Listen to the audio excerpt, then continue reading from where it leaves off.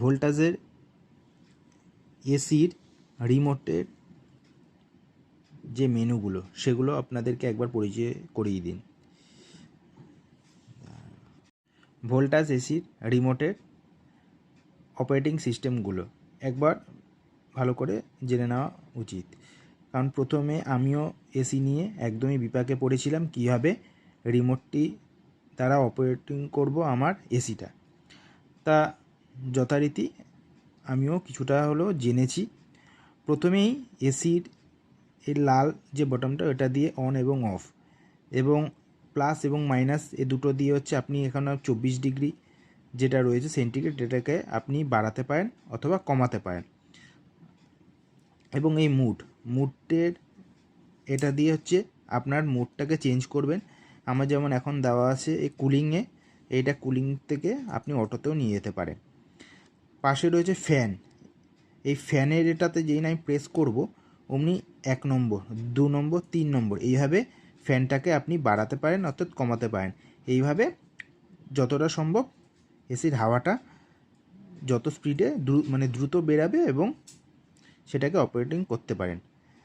এখানে হচ্ছে ভি সুইংটা হলো, আমার যেমন এসির টেম্পারেচার 24 দেওয়া আছে, এখন এটার ভি সুইংটা দিলে আপনি যে এই সুইংটা এটা ওঠানামা করবে এবং এই ভি সুইংটা আমার যেহেতু স্টপ করা রয়েছে তাই এটা এখন স্থিরভাবে রয়েছে। ভি সুইংটা অন করে দিলেই এটা দেখতে পাবেন এটা ওঠানামা করছে। এটা হচ্ছে ভি সুইংয়ের কাজ।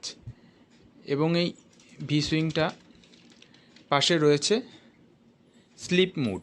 এই স্লিপ মুডটা হচ্ছে যখন আপনি ঘুমানোর সময় একটা নির্দিষ্ট টেম্পারেচারে যদি রেখে ঘুমাতে চান, অর্থাৎ বেশি ঠান্ডা না সেরকম একটা পরিবেশে রাখতে হলে স্লিপ মুডটা আপনাকে অন করতে হবে। তার পাশে রয়েছে এইচ সুইং। আমি যেই না এইচ সুইংটাকে অন করব, এই ভেতরে থাকা যে ভি সুইংয়ের ভেতরে থাকা আরেকটা যে রোটার রয়েছে এটা তখন আপ ডাউন করতে থাকবে, অর্থাৎ এই হাওয়াটা চারদিকে আপ ডাউন হবে। এবং এখানটাতে রয়েছে সেভার। এই সেভার মুডটাতে এবং সেভার মুডটাতে যদি আমরা প্রেস করি তাহলে এটা 24-এ চলে আসবে, অর্থাৎ 24 ডিগ্রি সেন্টিগ্রেড, যেটা সেভার মুড, অর্থাৎ আপনার যে কারেন্ট কনজিউমটা সেটা অনেকটাই সাশ্রয় হবে। ল্যাম্পটা যেখানে প্রেস করা হবে সঙ্গে সঙ্গে এসির মধ্যে থাকা যে লাইটটা অর্থাৎ নীল রঙের সেই লাইটটা অন এবং অফের জন্য ল্যাম্পটা ইউজ করা হচ্ছে। টার্বো মুডটা হচ্ছে সত্যি একটা অসাধারণ একটা মুড দিয়েছে এই ভোল্টাজের 1.5 টনের এসির রিমোটের মধ্যে। টার্বো মুডটা এমন একটা মুড যেটা আপনি একবার প্রেস করা মাত্রই সেটা নির্দিষ্ট অনুপাতে এমনভাবে তার ফ্যান থেকে আরম্ভ করে এসির যে টেম্পারেচারটা সেটা এমনভাবে সার্কুলেট হবে যে খুব অল্প সময়ের মধ্যে তাড়াতাড়ি ঘরটা ঠান্ডা হয়ে যাবে। এবং তারপরে রয়েছে টাইম অনের এটি আপনি নির্দিষ্ট টাইম সেট করতে পারেন এবং টাইম অন এই দুটো দিয়ে আপনি সেটাকে অ্যাডজাস্ট করতে পারেন।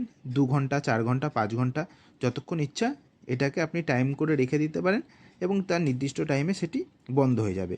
এবং এর থেকে বেরিয়ে আসতে হলে টাইমার অফটা টিপে দিলেই হয়।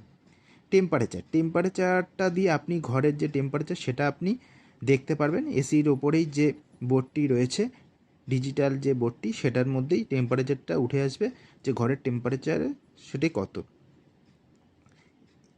এই দুটি ওয়াইফাই অ্যাডজাস্টের জন্য কাজে লাগে। এই ওয়াইফাই অ্যাডজাস্ট করে আপনি ফোন দিয়েও সেটাকে অপারেট করতে পারেন।